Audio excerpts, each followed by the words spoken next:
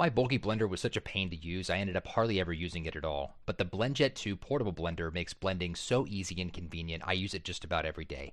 BlendJet 2 is portable, so you can blend up a smoothie at work, a protein shake at the gym, or even a margarita at the beach. It's small enough to fit in a cup holder, but powerful enough to blast through tough ingredients like ice and frozen fruit with ease. BlendJet 2 is whisper quiet, so you can make your morning smoothie without waking up the whole house. It lasts for 15 plus blends and recharges quickly via USB-C. Best of all, BlendJet 2 cleans itself. Just blend water with a drop of soap and you're good to go. With over 30 plus colors and patterns to choose from, there's a BlendJet 2 to complement just about any style. I rock the ruby metallic print myself because I'm clearly a certified badass.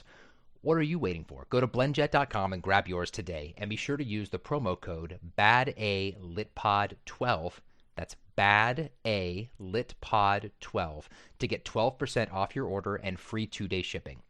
No other portable blender on the market comes close to the quality, power, and innovation of the BlendJet 2. They guarantee you'll love it or your money back. Blend anytime, anywhere with the BlendJet 2 portable blender.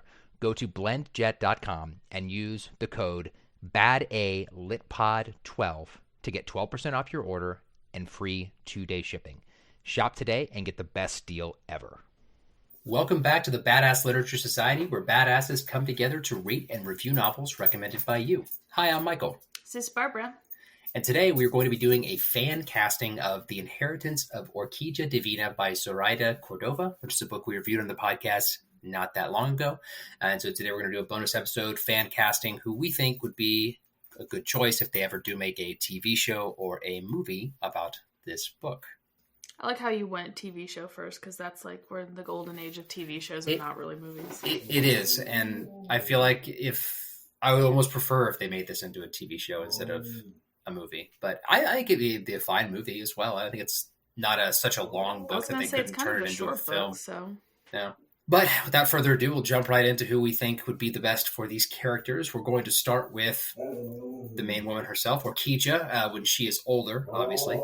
And I guess I should say before we jump into this much further, if you haven't read the book, there's a chance in this bonus episode we might be spoiling some of the plot points. So if you haven't read Orquídea and you want to read The Inheritance of Orquídea, please stop listening and come back to this bonus episode for some fun when you're done. All right, so without further ado, Barbara, who did you pick to be the cast for Orquídea when she is older? So I picked Sônia Braga, which I understand she is a Brazilian actress, but as a Brazilian, I would like to see more of my people on the big screen. So I said, screw it. Besides, this is technically an Ecuadorian book, and I tried Googling Ecuadorian actresses, and I don't recognize any of them. And one of my, caveat for myself was, I had to have watched something the actor or actress was in to be able to cast them. I can't just pick some random person. So anyways, Sônia Braga, you may know her from, obviously translated to the movies Kiss of the Spider Woman. It won an Oscar, if I'm not mistaken, for Best Picture. Moon over Parador, and I know her from Dona Flor and Her Two Husbands. I know her from a lot of Brazilian soap operas. Anyways, but yeah, I know her from Brazilian soap operas. She's really famous, and I feel like she would do a really good job. And, yay, Brazilians. I was not shocked to see you pick some Brazilian actresses for this, but I think that's cool. And I was looking to see if you were right about the Oscar, since you were unsure. That's why my typing was happening before. It was nominated for Best Picture. It didn't win. What's-his-face won Best, right? William Hurt won Best Actor. Oh, so it didn't win Best Picture? It did not. It was nominated for Best Picture, Best Director, Best Actor, and Best Adapted Screenplay. And the only one that won was William Hurt for Best Actor. Of course, the only white man. That's literally what I was about to say. Yeah. No. The jokes write themselves. So for an older Orquídea, I picked Rita Moreno. She's an incredible actress. The only Latin actress Michael knows that is older. False. Oh, yeah? Absolutely false. Oh, yeah, who do you know? I mean, I guess the only Latin actress I know is of that age, that much older. I know a lot of them. They're their 50s or 60s. Sure, but that's I not old didn't picture enough. her that old though. Also, I didn't realize Rita Moreno was in her 90s. 92. Yeah, that's insane. She looks great for 92. Yeah. Rita Moreno is a great actor. I think she'd bring a lot of character to this role. the attitude and things that Orquídea has, even as an older woman. I actually, as when we were reading this book, I kind of pictured Rita Moreno in my head, and that could have been because Barbara and I, not that long ago, had watched the documentary about Rita Moreno's life, and I think she's kind of been in my head more since then because that was a really interesting story. But she's also a really great actress, and I think she'd be perfect for this role. Fair enough. So who did you pick for the younger? All right, so for the younger Orquídea, I chose Jenna Ortega. I think that she's a good choice for young Orquídea, since in the book she's supposed to be right around that age. I think Jenna Ortega is like 20 or somewhere around there. And, she plays a relatively big role in the story, and I think that Jenna Ortega would bring a lot to that role. She's a really good actress. I would say she would be the second main cast. Like, it would be Marimar and then young her. Yeah. Because you get more young Orquídea than old Orquídea in the book. Well, yeah, she dies relatively early on. Relatively early on, yeah. And I guess here's my question: because we get her in different phases of her life, would you want them to cast different actresses to play her at different times? Because like we get her when she's, I don't know, like 10, 15, and I think like 19 or something like that. So you probably have to cast someone else for the 10-year-old, because I don't think you can de-age Jenna Ortega to look like a 10-year-old. Well, that would be kind of creepy if they did. But so yeah, I think you'd have to cast like a little girl to play her when she's 10, right. And then Jenna Ortega could play both 15 and 19. Because if I'm not mistaken, that it is like that, right? Because like we get her when she's younger, and that's when she like starts fishing, and she makes a deal with the river god and all that stuff, and when she meets her father, who's kind of a poo head. So you'd have to cast an actual little girl actress for that part, which would be a smaller part, and then you'd need, I think you could just do, and for me anyway, Jenna Ortega for the rest of it. Mm-hmm. Mm-hmm. Well, yeah, I mean, Jenna Ortega is like the it girl right now. I would also like to point out that I thought she was going to be in the next hot thing years ago when we did a fan casting of Name of the Wind, and I picked her. So I would just like to point that out, ladies and gentlemen, that I jumped on the Jenna Ortega train choo-choo way before everyone else did. You picked her in Name of the Wind back in the day? I did, yeah. Do you not remember that? No, I don't. Yeah. Because I had seen her, at that point, I had seen her in one other show and then You. And I just absolutely, she blew me away in You. I thought, she did an amazing job on You. And then she obviously has blown up since then and everything she does. She's an amazing actress. Yeah, you cast her as the female lead in Name of the Wind. I did. Yep. Jenna, yeah. Yeah, main. I figured she could take that really stereotypical female role and make it 100 times better, as she does. There you go. So yeah, I was choo-choo on that train way before anyone else even decided to build her a train. Well, who did you pick for? Since I picked Jenna Ortega, who did you pick? I didn't want to pick her because it'd be kind of boring if we talked about the same person. So I wanted to pick someone differently. I say Alba Baptista. And I know her from Warrior Nun, and she is an amazing, amazing actress, I think. So she's done a bunch of Portuguese, I guess you would call them like soap operas, but TV shows and stuff like that. And Warrior Nun was her first English-speaking role. And since then, she's done a few other English-speaking roles. Yeah. I just think she's an amazing actress. I think she's going to be a star. She's up and coming. I think she'd do a very wonderful job. I really do. If you haven't seen Warrior Nun, here's my shout-out. Warrior Nun, woo-woo, go watch it. It's an amazing show. Amazing. Everyone in that cast is amazing. But I just find her a phenomenal actress. I really enjoy her, and I think she is a Portuguese / Brazilian actress, but I'm just gonna throw all my love here to my people, because like I said, it's funny because I always hate when they're like Latin actors and they just throw like random Latin actors in there, and it's frustrating because we're not all the same, but I'm doing this because I want to see representation, and it means a lot to me. So screw it. Fair. This is my casting. I do what I want. Fair. Who did you pick for Marimar? So this was hard, but once again, it's another one of those things because we see a time jump in all of this. Also, I want to go back to Alba Bautista. I think her age-wise, she's a little older. I think she's 20, 23, maybe 24, but I still think. Yeah, but she's not old enough for it to be a No, problem, I mean, I don't think. people like that age still play like high schoolers and stuff, so it's fine. Anyways, for Up to Marimar, 28 years old, you can play high schooler. So. apparently in Hollywood. So this is my thing, like what the casting is. I believe we meet her when she's like 18, 19. I believe she's still like in college, and then there's a gap, like a jump. Like we see her like a year or two after Orquídea dies, and then there's like a 7-year gap of like what's going on in the book. And so this is me casting for her when she's much older. I don't know what they would do if they would. I mean, in Hollywood, they tend to they just use the same actress to play like their younger version if it's still in the 20s. So I'm assuming they're going to do that.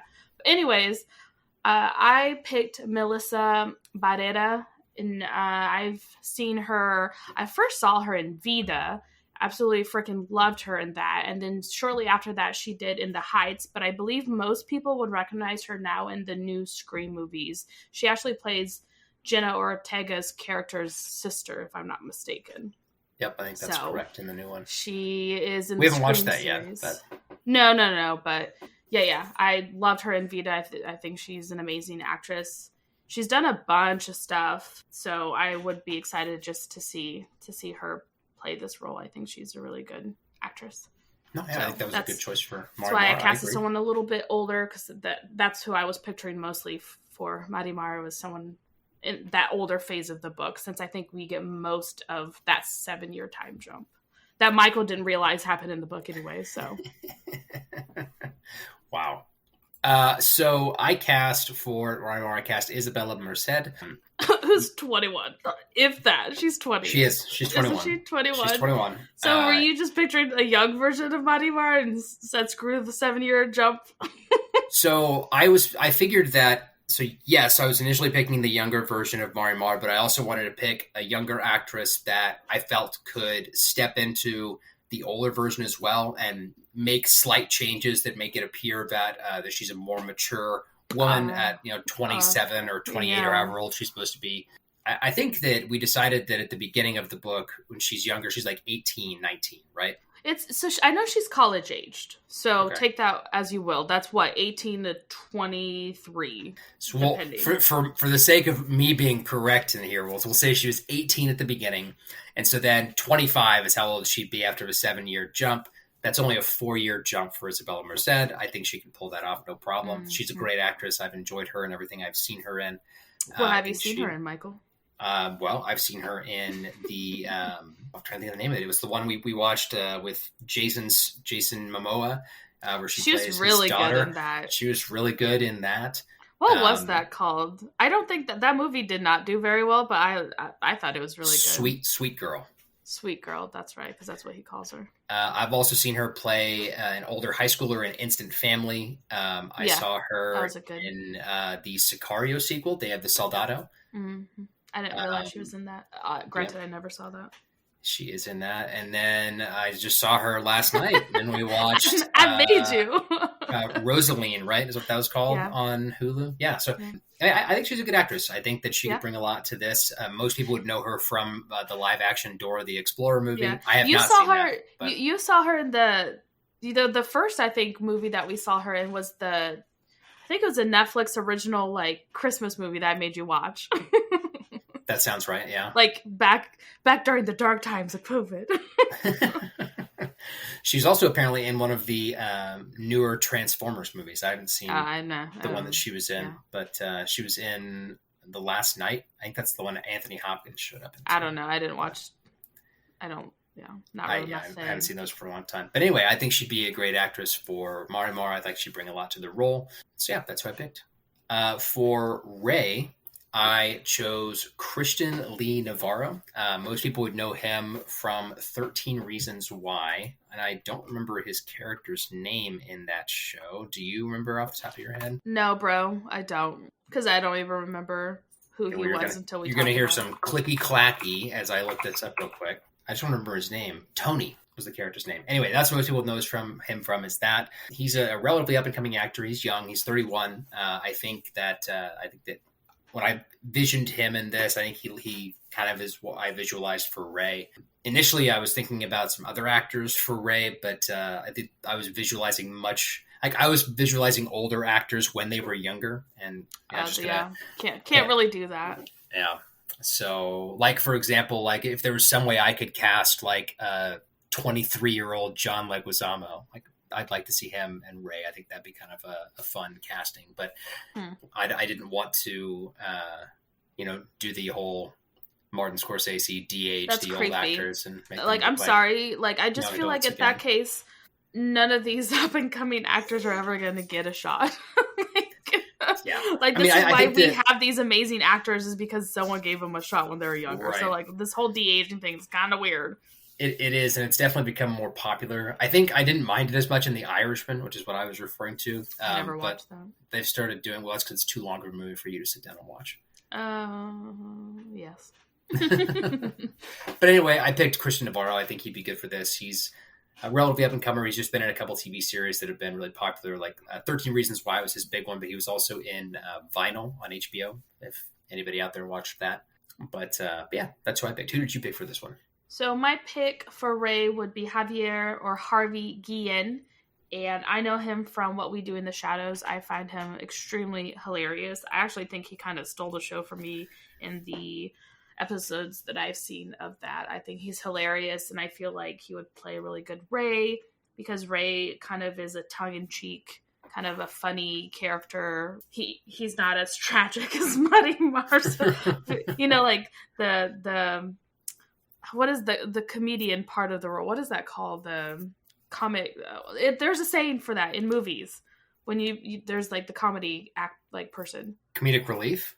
Yes, he's the comedic relief at times. Like, I don't know, his little zingers were always like hilarious to me in the book. So I wanted someone who could play both the serious and the comedy, and I think he would do a really good job. Plus, Rey is gay, and I wanted someone who was queer as well, just because there's not a lot of roles already for them. So I think it's important for them to be able to play themselves in, these roles, and to see them in these roles. I find that important. So I also wanted that as well.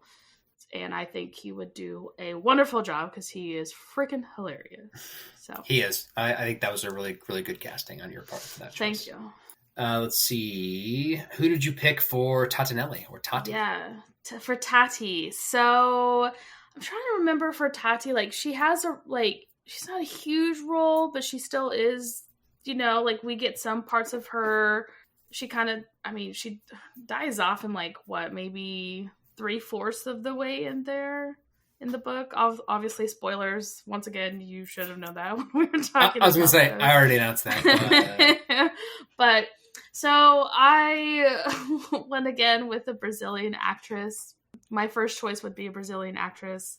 So I would say Bruna Marquezine. So the American audiences would know her for the up-and-coming Blue Beetle movie that she's going to star in that. And I believe that might be her first English-speaking role. Besides that, I literally grew up watching her on Brazilian soap operas with my mom. Like, I remember her as a little kid. She's not that... she's a little bit younger than me, but still not that much. But I remember being a little kid, watching my mom watch soap operas and just watching her grow up and seeing her in all of these soap operas. And I always thought she was a really good actress. So maybe this is kind of a smaller role for her. But like I said, I don't really know. I haven't seen her in an English-speaking role. So I don't know how big of a role she has in Blue Beetle, to be honest with you. So I'm really excited to see that movie, to see her in that. So maybe she should have a decently big role. Yeah, like I said, I don't know how big her role is. But if people are gonna get mad at me for casting another Brazilian actress for my side one, I did Danielle, and I think it's I would say Neves. I think the last one is right, yeah. But I know her from R.I.P. Vampire Academy. I really liked the TV show, but apparently no one else did, so I'm a little disappointed because I know they've made a few changes from the books and stuff like that, but I thought it was Yeah, I didn't finish it because I'm so tired of all these shows that I watch just keeps getting axed. So it's really frustrating. I probably should just go back and just finish it just to like finish it. But it gets me so frustrated because it's like if it ends on a cliffhanger and I'm just sitting here unsatisfied and we'll never know how it's supposed to happen. I mean, technically I have the books. Okay, I get that. But still, like, if Barbara tells you she loves a TV show, be wary. It's canceled. It's going to get canceled. Like, freaking everything. So that's who I know. She plays the vampire princess, essentially, in the vampire. Her name is escaping me. But anyways, that was my second runner-up, just in case maybe Bruna might be too big.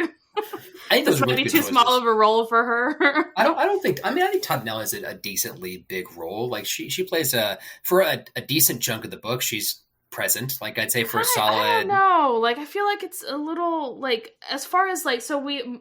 Main people, I would say it's Marimar and then younger Orquídea and then Ray and then Tatinelli. Like from the three cousins, she's like the least. She is. You know, like we do get a few of her point of view chapters. I guess what I should say is that it's a big enough role that if like this was being like nominated for Oscars, it would still be a supporting actress nomination. For sure. Like it's not like it's like an extra or some like side role. Like all the other characters, like the rest of the family members. Yeah, correct. Like those would all be smaller, like cameo performances, probably. True. You know, and if we ever did pick all of them, Barbara, then for Orquídea's oldest son, that's where I could cast John Leguizamo. I mean, how? Don't you think that's a bit old or no? Her oldest son? I don't think so. I think that's I don't know. Yeah. I just thought of like because there's that whole scene where he like gets all angry, and I think John Leguizamo he's not the oldest though. That character's one of her younger sons. Okay, well, that's who I imagined for John Leguizamo just now in my head. Gotcha. Anyway, yeah, I think he's totally gone off track. He's the younger of her sons. He's the youngest one because like she has like 12 children, and these are grandkids. You know. Right. Anyway, the main characters are grandkids. Yeah. Right. Who would you pick? For Tatinelli, I chose Camila Mendes, also a Brazilian actress. But I thought she'd be great for this. Mother, she has Brazilian parents. Right. But she's a relatively up and coming actress. Her big break, I think, was Riverdale, which is a show that I wouldn't say watched, she's up and coming. I'd say she's kind of there. Well, I mean, up and coming in the sense that her filmography is not very deep. Like, sure. I mean, but it's more like she's she's just now starting to get larger movie roles. Well, but like, do you really think movie roles are that big of a thing? Like, I feel like TV shows nowadays are kind of topping the list more so than movies. Okay, well, if that's the case, then I guess the fact that she's on Riverdale is it's just the problem is Riverdale's not really like people kind of make fun of Riverdale. It's not one of those like it's no The Last of Us. And so I've never watched Riverdale. What I saw her in was Do Revenge, which was because of me. I thought she did really. That's true. It's an amazing I thought movie. She did really well in that. So yeah, I thought she'd be good for this smaller role. I think she'd be good as Tati. Mm-hmm. Who was next on our list? Tottinelli's daughter, Rhiannon. So this was hard, but I picked Luminaria Pollock. And if me saying that name has no bells for you, that's fine because she hasn't done a whole lot. She's I found her because she plays Jenna Ortega's younger sister in The Fallout. Another great movie, thanks to me. Another great movie that we watched because of Barbara. And I thought that she did really well in that. I was not familiar with a lot of child actresses who were of Latina descent, but she is, and she did really well in that role. So I thought she'd be. Rhiannon's not a huge role, but it's big enough that you need somebody who's got some acting chops. I don't know. Like when her mother dies, she kind of takes over her mom's role, technically. And I agree. Yeah. And I thought that Luminaria did a really nice job in The Fallout with the some of the heavier stuff that she dealt with in that. And I think she'd be good in this. So. Yeah. The problem with this is it's like trying to cast a younger actress and like the stuff that we've seen them, like they were young at the time, but like obviously people age, and the problem with casting young actors is like they don't stay the same age. So like the stuff that we've seen them in, like they might be too, because if I'm not mistaken, like she's she's old, like 8, like the max age for her is 8. And realistically, if Barbara and I were the casting directors for this TV show, you would find an up and coming person. We would be realistically, like we'd be auditioning no-name children. Right. I mean, there might be a few out there that kind of already started. Like there's like Jenna Ortega started really young when she first started acting. People don't realize, and there's a few other actresses that have started like when they're really young. So there's that. But yeah, it's just one of those things where it's like, normally for younger actors, you kind of just you pick them out, and then they kind of grow up to be like these amazing actors and stuff like that. So for mine, that's the struggle. You're correct. That's who I picked for this one.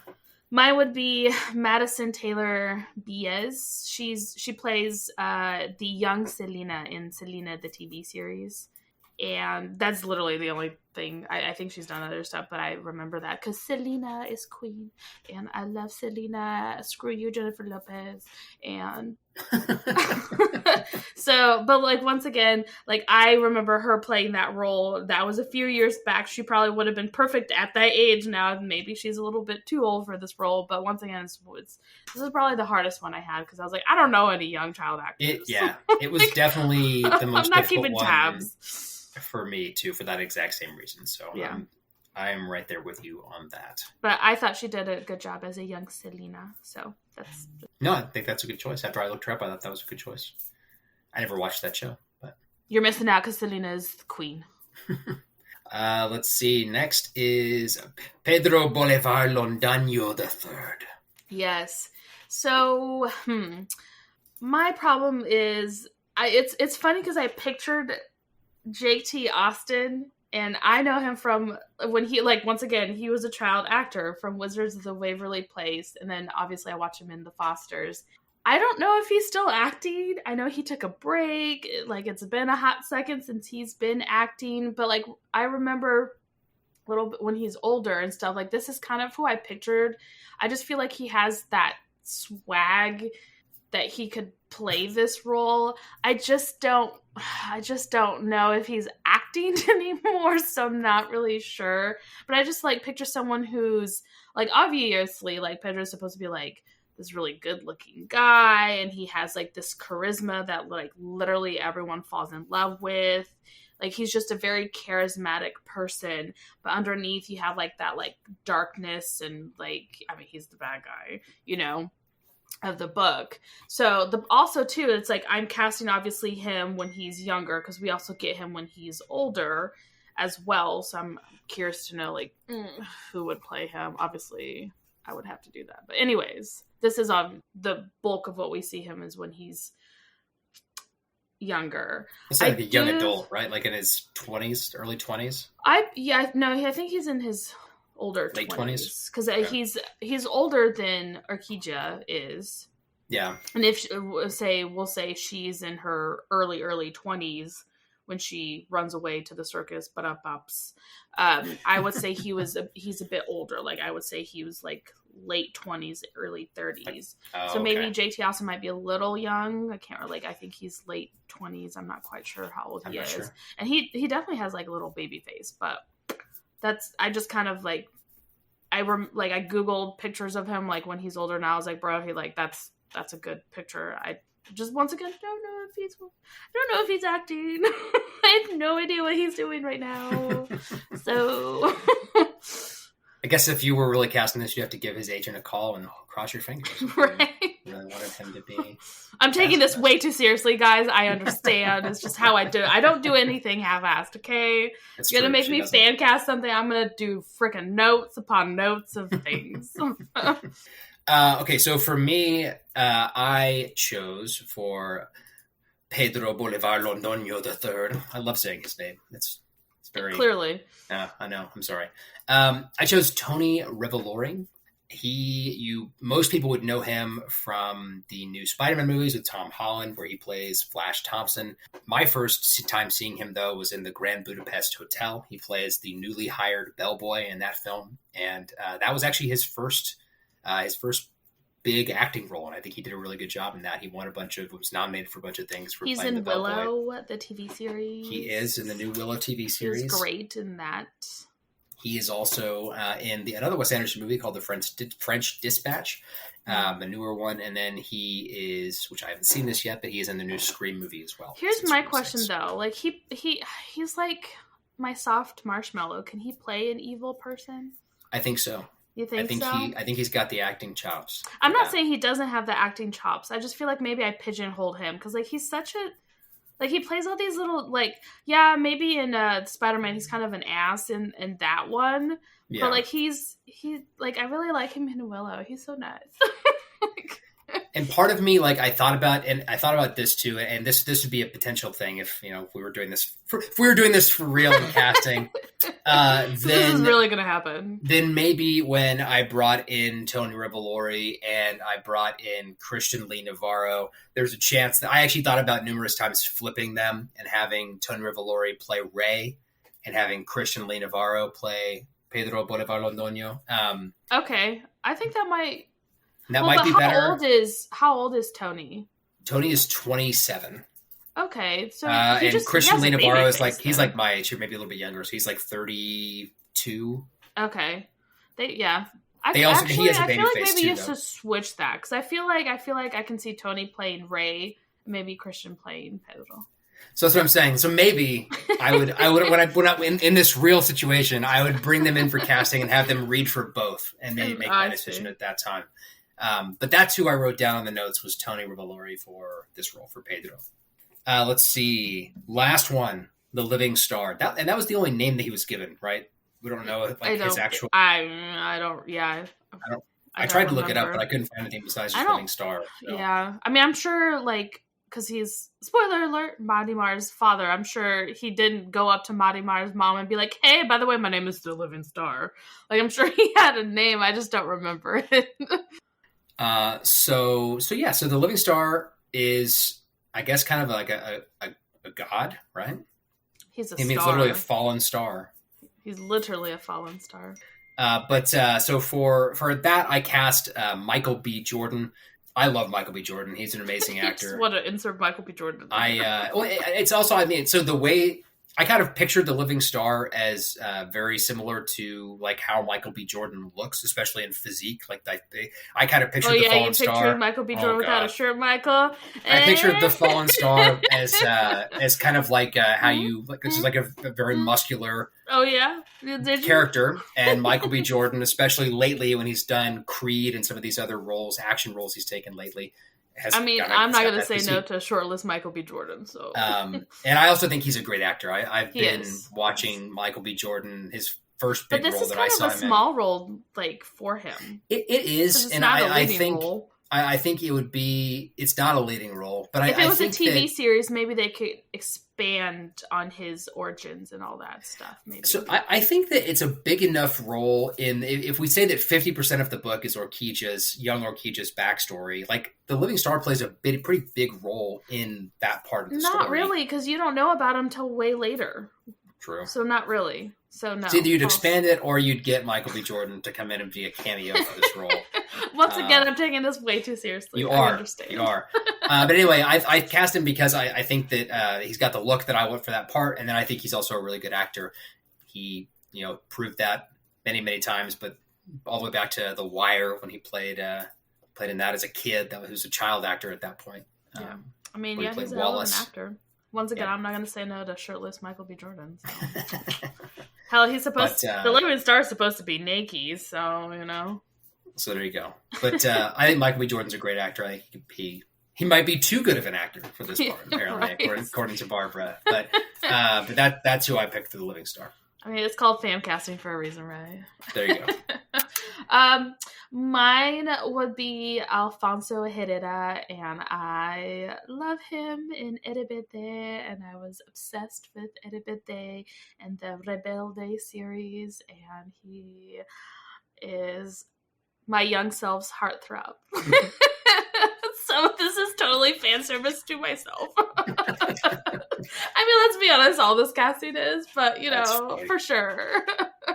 Some people might know him from, I believe he was in Ozark. I've never seen Ozark. I just saw that he was in that, but I know him, and he will forever be from Rebelde. He was also in Sense8. Yes, he was. He was in Sense8. He did play a role in that, but also canceled. So we don't talk about canceled shows. True. But yes, he was in that. He was in Queen of the South too. That was a good show. Mm-hmm. That had a Brazilian actress in it. Mm-hmm. Anyways, I love me Alfonso. He is just, I find him an amazing actor. He started soap opera, Mexican telenovelas, as we all do, right? And I'm really bummed that he's not coming back. This is just me just griping about life. He's not coming back for the tour of But anyways, because he's too busy. Like, he obviously blew up. Like, I think he's blown up from that. Like, some people might not know him, but I really do think he's an amazing actor. He's got the range for a lot of stuff. And I just wanted to put him in here, and this is the only role I could think of. So here we are.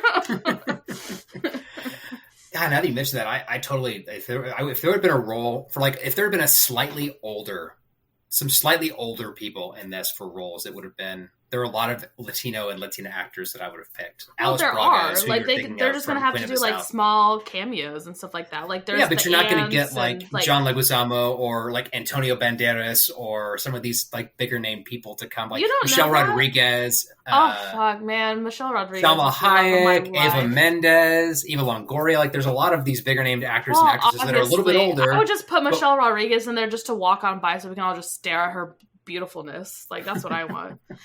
I just feel like she wouldn't play into these roles because, like, she likes picking. She's very particular of, like, the women characters that she plays because she wants to, like, like, she doesn't want your stereotypical, like, Latina role. It's just a sex symbol. Like, she plays these, like, badass female characters. Yeah. So the story is more soft. It is.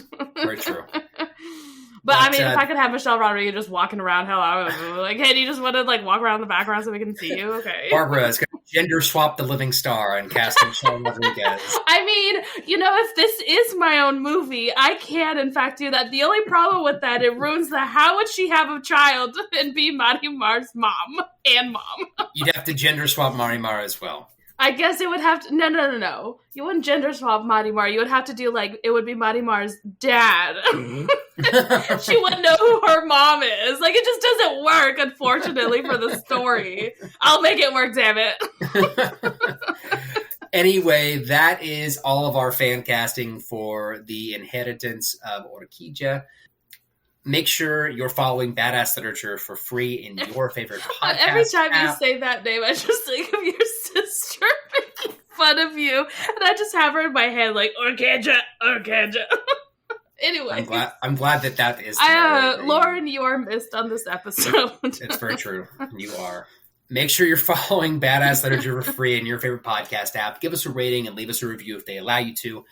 Super important, helps us get seen, and also gives us some needed feedback. Also, don't forget to follow us on social media. Our username on both Instagram and Facebook is @BadassLitPod. Have feedback about today's episodes? Well, you can contact us by writing to badassliteraturesociety@gmail.com. It's my own damn fault that we made this name be so hard for me to say. Anyways, you can also send us a DM or leave a comment on Instagram or Facebook. And thank you for following us on this really crazy, insane journey of fan casting. Thank you so much for listening. I'm Michael. Got this far. I'm Michael. I'm Barbara. See you guys. We'll see you next time. Woo-hoo. Bye. Bye.